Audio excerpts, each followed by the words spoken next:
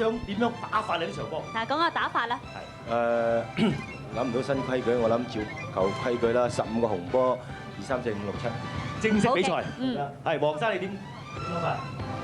啊，點樣籌款咧？你諗住？籌款啊？係啦，即係呢個打法點籌咧？佢話啦。咁啊，你好客氣喎，Jackie 點辦法啊？唔好，讓啲前輩話先。咁客氣嘅，你推我讓嘅。喂，咁5萬銀啦，謝唔謝啊？好啊。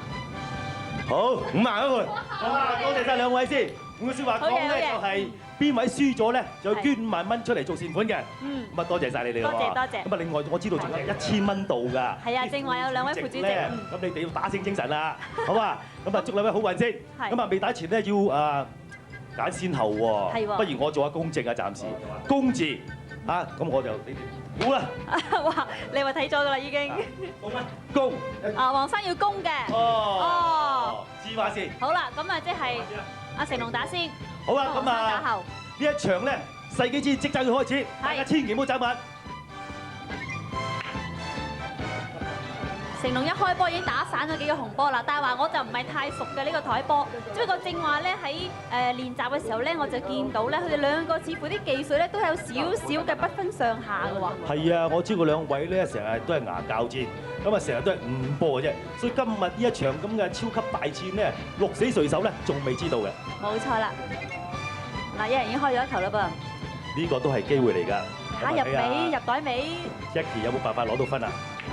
哎呀，差啲啲。一來小緊張啦，二來咧就仲未 warm up 晒。當然啦。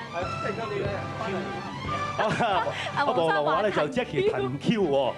好啦，睇下你點啊，黃生。哇，唔騰 Q 打法原來咁嘅。清脆玲瓏咁啊，羅樂暫時1分領先。咁啊睇佢食咩卡拿波啦。青波，咁啊黃生話青波。好。呢個應該係推中袋嘅，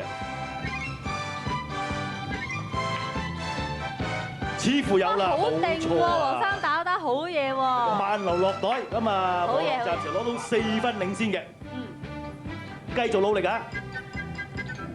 跟住再打紅波啦，跟住打翻紅波，